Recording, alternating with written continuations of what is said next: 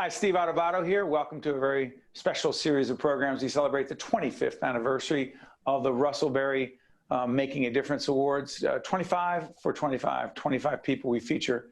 This gentleman you're seeing on camera, this is Pino Rodriguez, founder, creator, and director, the Block Supporter Initiative in beautiful Camden, New Jersey. Good to see you, my friend Pino. Thank you, Steve. It's always great to see you, and thank you for so much that you do to highlight these great programs that we have in our urban cities that are making a positive difference. Well, you know, when I came down to Camden to see you and the folks who are working on this initiative, I was just so moved, so powerful. Describe for folks what the initiative is and why you care so much about the city you love. When I see it on your hat, the I Love Camden hat, tell folks all about it. Well, the Block Support Initiative was born out of waiting for positive things to happen as a result of the 1972 riots in Camden. That's right. That was the year.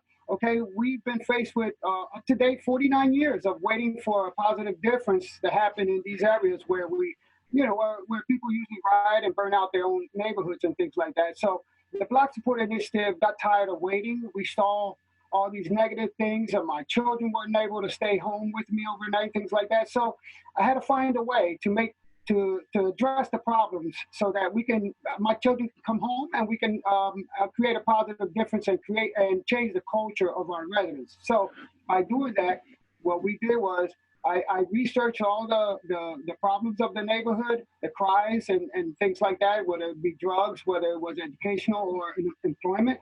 Violence. And what I did after that was I looked at the resources to find out where are these locations of all these resources that address these issues. And I found that mostly in urban areas or in any area, when you have these cries and these problems in these areas, what you find is that if you research, you'll find that there is a lot of support for all these cries and all these problems. The problem is that we need to get them to step up more than what they have done and do their part and think outside the box on how they can do this. So it started by creating flower boxes and working with the residents, a positive, direct, immediate impact right in front of their homes. So it creates pride, respect, responsibility with a long-term accountability. Pino, let me jump in here because when I came down to visit you a couple of years ago, the issue of racial and social justice has always been important, but it has never been more important than it is today. So the issue of racial and social justice plays out in cities and communities across this nation. But in Camden, at least from what I saw, it appeared to be even more powerful and significant in terms of the police involvement, you and your brothers and sisters right there on the streets. Are we making real progress in that regard? And is your organization helping in that area? Well, in my opinion, Steve, we are headed in the right direction with programs like the Block Support Initiative that will address immediate concerns right in front of your home because it's very important. Now, the cries for social justice and the problems that we're having today that came up just this year and things like that, well, they've been throughout the years, but more so in the forefront now, okay? Yes, I believe that all these concerns of injustice, racism, inequality, and all these things must be addressed. They must be addressed. But what I found was that most people are directing their energy towards the outside of their cities, okay, to try to change the culture. And what I want to say, okay, and Camden being the prime example, okay, is that you have to start in your cities, okay? Because a lot of times what we face in cities like Camden and when you riot and you burn out your neighborhoods is that you have to look for money to rebuild, okay? That's right. I get that, but the problem stands where the money comes in most of the time from special interests and corporations, okay? And just like Camden, we're waiting. It's been 49 years, and it has. And that's not going to your community. As I saw your community, that money's not going directly to where your neighborhood is. No, it does not. It usually. This is what happens when they reach out for money. What happens is that, and this is my opinion, and what I see what happens is that these corporations and these special interests will provide the funding, but they start a new neighborhood on the outside. They start from the outside, okay, and either work their way in and move out the existing neighborhoods that have burned out and have these concerns. Instead of addressing them, they move you right on out.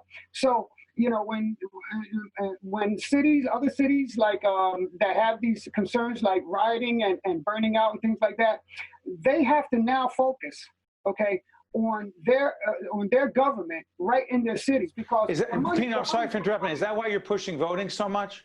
Absolutely, because we have to go out and vote. We have to make a difference. And if you come out your door and you don't like what you've been seeing for decades and decades, okay, then it starts right there.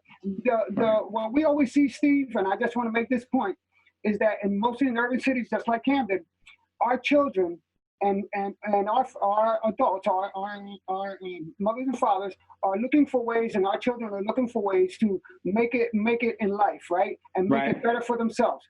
To what? This is what you hear, to come out of the city. To leave the city, okay?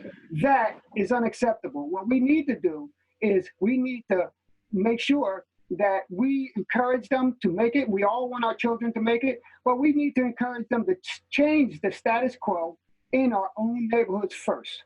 And I'm tight on. One second. I'm so sorry for interrupting you. You make so much sense. What you say matters so much. But I see the Russell Berrie Making a Difference Award right over your right shoulder. Right. In the minute that we have left, tell everyone what that award meant and means to you and your team. Well, just to sum it up, the Russell Berrie Making a Difference Foundation awarded me the opportunity to be able to continue the great work that I'm doing. Okay, I have used a lot of those. It's a cash award. You're using your own money. You still use your own money. And right now we're almost out of money because I've been using my own money, but we have hope. Okay, and I just came back to my own area. North Camden is working with Camden Lutheran Housing and sponsoring the program there. Of course, they're doing some modifications right now because of COVID, but we're hopeful that they can move on next year full steam. But now we have a sponsor here, Landing Square West Residents Association, and we're moving forward here with one of our council person that just yesterday speaking to this young lady named Shanita. Yep. She sounded just like me. She wanted to make a difference, and I'm hopeful that she can. Hey, Pino, you make a difference every day, and you're going to inspire others by watching this to continue to, or to at least try to make a difference in their communities. That is Pino Rodriguez. He's in Camden. He loves his city, as you can see. We're proud to recognize him with 2018 Russell Berrie Making a Difference Award. Take care, my friend. I look forward to coming down and seeing you in Camden when we can be together all, safe. Take care, Pino. Thank you, sir. We're doing great work. Follow up with us, and you'll see the difference that we continue to make. Thank you. Thanks, Pino. Keep fighting. We'll be right back after this. One-on-One with Steve Adubato has been a production of the Caucus Educational Corporation. Funding has been provided by the Russell Berrie Foundation, Hackensack Meridian Health, PNC, Grow Up Great, Seton Hall University, Suez North America, the Turrell Fund, supporting Reimagine Childcare, United Airlines, the Fidelco Group, and by NJ Best. Promotional support provided by NJ On Air and by Meadowlands Chamber. This is the Seton Hall story, one that comes to life every day on our campus. This is the place where great minds discover, innovate, collaborate, and find their true calling. This is the place where passion has a purpose, where learning inspires leading. The bonds we make, the values we teach, inspire our community to take heart and take action. This is Seton Hall University. This is what great minds can do.